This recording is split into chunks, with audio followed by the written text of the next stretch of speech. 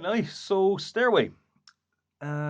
So what I'm going to do is I'm just going to run through it, what we've done here, and then throw on a couple of extra bits and maybe a couple of other Zeppelin riffs as well. Well, at least one anyway. So here we go.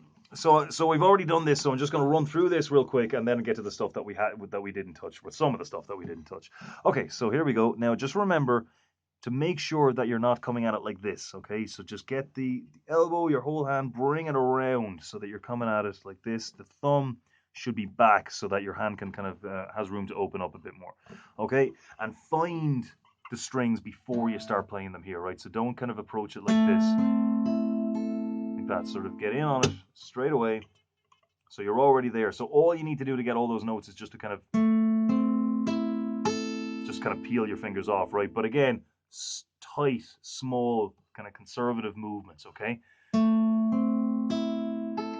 Pinch, third finger goes down. Then we're hopping this one up. So yeah, we decided that this works a bit better for you. Instead of holding all four of them from the get-go, we'll just do bar three here, and really lean back on that first string as well, okay? Nope, there we go.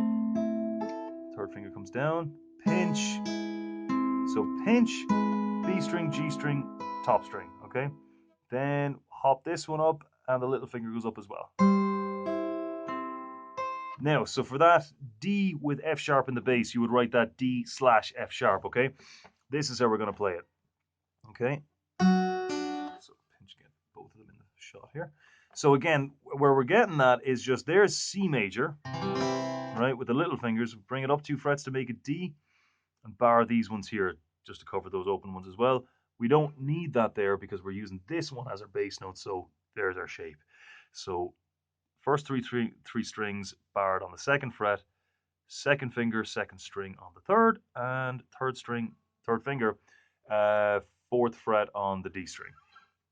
Pinch again in the usual way, F major 7.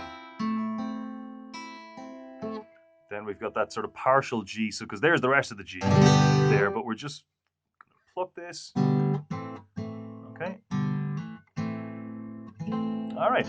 Then we've got this little slide up here. So we're going to use the third finger and then middle, so that way the shape that we're going back into is a bit easier to get from that position. Again, you don't want to be and then having to hop. So that, you get that sort of da da da da because you have to make that jump. All right, so moving on. So you can do that like this, but I personally find it a bit easier to just get the third finger, squeeze it in there, and then by the time it goes up to the 3rd fret, you're already on the C. Okay, so we've got. So bring it down here with the thumb, and you don't need to sort of pick out like that. You can just sort of use pressure to kind of go down through them. Okay, up on the open E, and then pinch the D, pinch the F major 7, 1, 2 on the A minor next, and then straight back into the bass, G, and then you've got that little D sus4 pinch, pull off.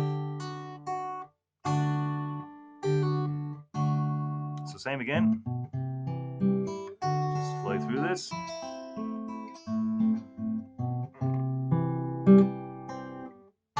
So we're pinching here, but a narrower pinch. We're doing the bass note and then the 2nd string. And then 3 hits on the F major 7, and then we're done. Okay, so after that, we've got the little, can't remember exactly what time it comes in, but you know the bit I'm talking about, this. So now that's a G with the B string and the E string covered.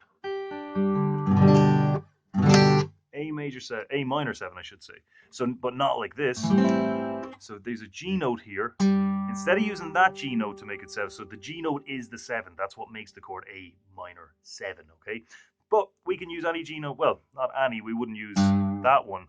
But we can use a different G note. So how about this one? So E, F, F sharp, G. So we'll put that G note in there. There it is. Just from there to D major. Same again.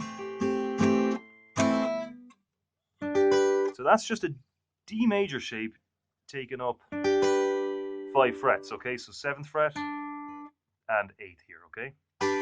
Then we've got an A major shape. So there's A, right? So what we'll do is we'll play it like this, just the first 3 strings. We're taking that up 5 frets.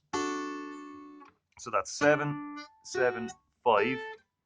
Take the whole shape down 2 frets and then back up.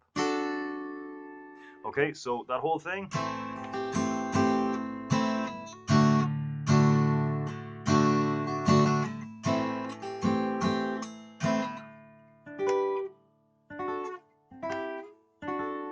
Okay, after that, we're going in here.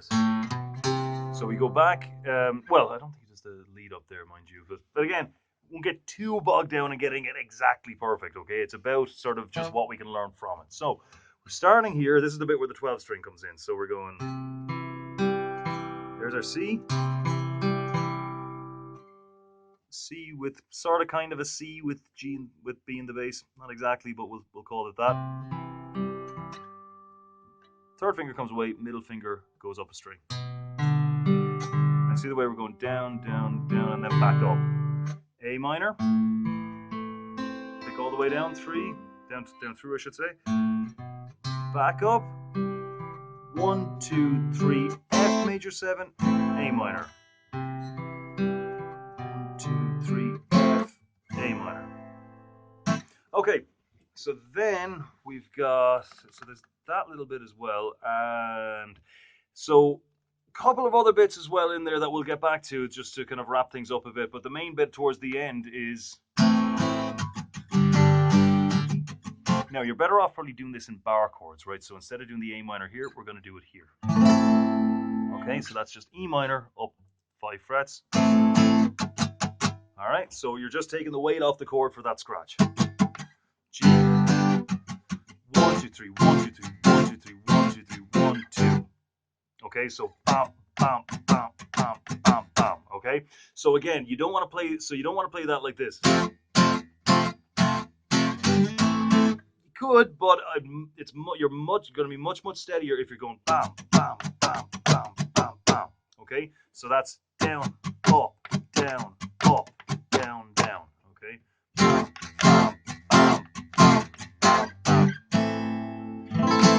Okay, so obviously kind of blew through that fairly quick. So obviously we'll tighten everything up next time. But see how you get on with that anyway. All right, and just do and play along with it.